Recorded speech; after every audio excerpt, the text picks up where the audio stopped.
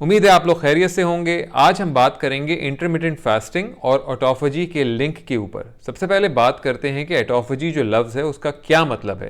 तो हमारे जिस्म के अंदर मुसलसल नए सेल्स बन रहे होते हैं और पुराने सेल्स की रिपेयर का काम हो रहा होता है।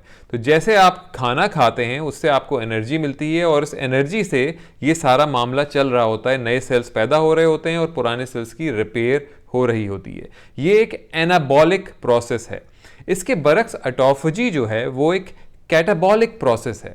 ऑटोफेजी की जो लिटरल ट्रांसलेशन है वो है सेल्फ ईटिंग, यानी कि वो एक कैटाबॉलिक प्रोसेस है, यानी कि आप ये भी कह सकते हैं कि वो आपके सेल्स को डिस्ट्रॉय करता है। तो अगर आप इस आम तरह से सोचें तो आपको लगेगा कि जो भी चीज़ आपके सेल्स को डिस्ट्रॉय कर रही है वो आपकी बॉडी को, जिस्म को नुकसान पहुंचाएगी, लेकिन ऐसा नहीं है, क्योंकि इस सेल्फ ईटिंग या ऑटोफेजी की वजह से आपके जिस्म के अंदर जो बुरे सेल्स, जो बेकार सेल्स होते हैं, वो या तो मर जाते हैं या फिर उनको रिसाइकिल करके नए सेल्स पैदा किए जाते हैं। अब बात करते हैं ऑटोफेजी के दो मेजर फवायद के ऊपर। पहला मेजर फायदा जो है वो है कैंसर से रिलेटेड।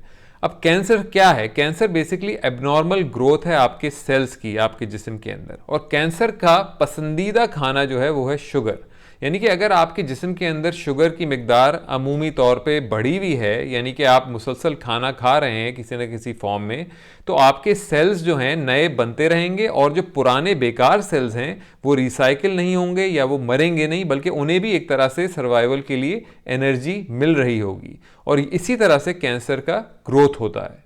तो ऑटोफेजी के जरिए आप जो पुराने सेल्स होते हैं उनकी मौत हो सकती है और उनकी जगह नए सेल्स पैदा हो सकते हैं जो कि हेल्दी होंगे और वो कैंसरस नहीं होंगे। दूसरा बड़ा फायदा ऑटोफेजी का ये है कि जो आपकी दिमागी बीमारियां होती हैं, यानी कि न्यूरो डिजेनरेटिव डिजीज़ जैसे कि पार्किंसन डिजीज़ हो गया या अल्जाइमर्स हो गए, वो आपके दिमाग के अंदर हार्मफुल प्रोटीन जमा होने की वजह से होते हैं और ऑटोफेजी इन प्रोटीन्स को ब्रेक डाउन कर सकती है और इनका खात्मा कर सकती है। तो इस वजह से ऑटोफेजी आपको दिमागी बीमारियां जैसे कि अल्जाइमर और पार्किंसन डिजीज़ वगैरह से भी दूर रख सकती है। तो अब बात करते हैं कि ऑटोफेजी और इंटरमिटेंट फास्टिंग का क्या लिंक है।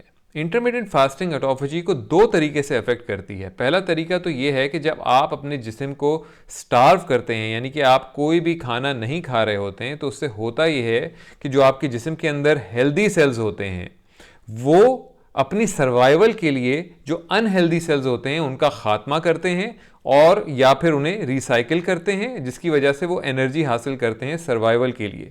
तो एक तरह से ऑटोफेजी आपके जिस्म में पैदा हो रही होती है जिसकी वजह से ख़राब सेल्स का खात्मा हो रहा होता है और ये ख़राब सेल्स का खात्मा अच्छे सेल्स कर रहे होते हैं ताकि वो अपने सर्वाइवल के लिए एनर्जी हासिल कर सकें।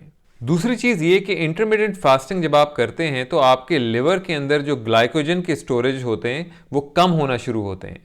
उसकी वजह यह है कि जब आप खाना नहीं खा रहे होते हैं, जिसकी वजह से आपको ग्लूकोज नहीं मिल रही होती है डायरेक्टली, तो जिस्म को ये ग्लाइकोजन के स्टोर्स यूज़ करके एनर्जी पैदा करनी पड़ती है।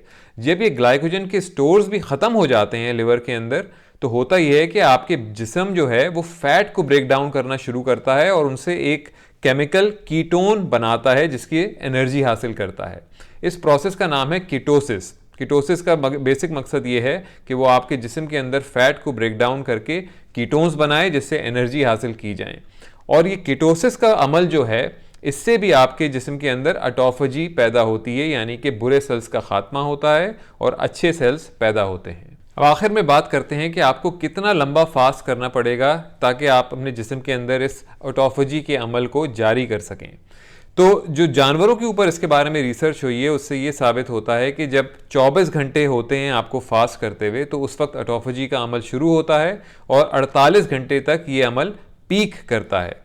तो इसके ऊपर इंसानों के ऊपर और मज़ीद रिसर्च होने की ज़रूरत है, लेकिन मैं आपको याद दिलाता चलूँ कि इंटरमिटेंट फास्टिंग क्या है। इंटरमिटेंट फास्टिंग का मकसद ये है कि आप सिर्फ और सिर्फ पानी पी रहे हैं और आप या तो ज़ीरो कैलोरी बेवरेजेस पी रहे हैं, इसके अलावा आप कोई भी खुराक अपने जिस्म के अंदर नहीं डाल रहे हैं। तो अगर आप इस अमल को जारी रखते हैं 24 से 48 घंटे तक तो होपफुली आपके जिस्म के अंदर ऑटोफेजी का अमल जारी होगा, पैदा होगा और उससे आपको फ़वाइद हासिल होंगे। इसके अलावा होपफुली कभी कभी इस तरह के फास्ट करने से आप बड़ी बीमारियां जैसे कि कैंसर या अल्जाइमर्स, पार्किंसन डिजीज़ वगैरह से भी दूर रह सकते हैं। उम्मीद है आपको आज की वीडियो पसंद आई होगी। अगर वीडियो पसंद आई है तो चैनल को सब्सक्राइब कीजिए, वीडियो को लाइक कीजिए और अपना और अपनों का ख्याल रखिए।